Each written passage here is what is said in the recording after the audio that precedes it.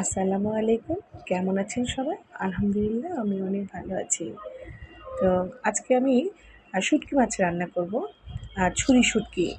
আমার বর কক্সবাজার গিয়েছিলেন। তো উনি আমার জন্য একটু ভালোবেসে শুঁটকি মাছ এনেছেন।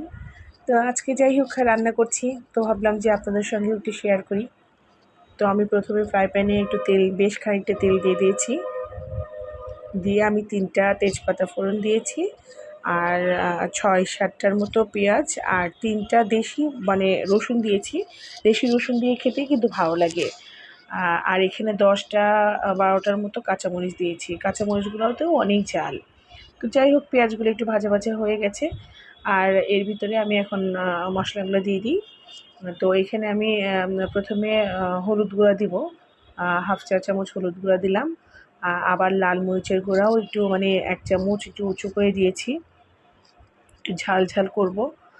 আর ১ চা চামচ ধনিয়া গুঁড়া আর 1/2 চামচের মতো ওই আদা বাটা আর ১ চামচ লবণ দিয়ে আমি ভালো করে মশলাটাকে কষিয়ে নেব। মশলাটাকে আমি ১ মিনিটের মতো কষাবো। একটু পানি দিয়ে কষাবো। মশলাটা নিচে লেগে যাচ্ছে।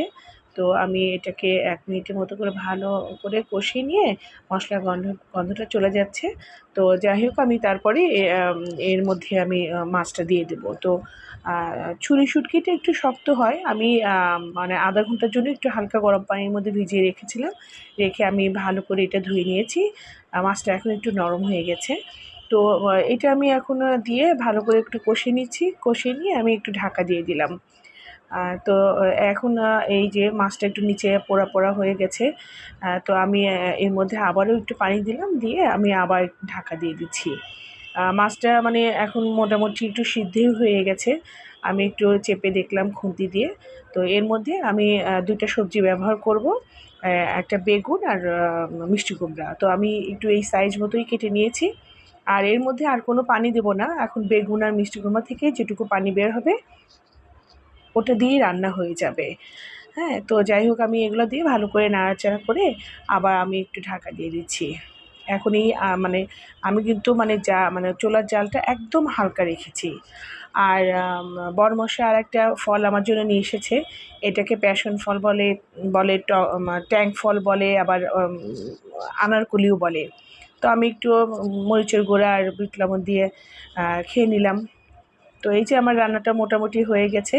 আমি কিন্তু আস্তে জালেই রান্নাটা করলাম। এই সবজির যে পানিটা বের হয়েছে ওটা দিয়ে কিন্তু আমার রান্নাটা হয়ে গেল।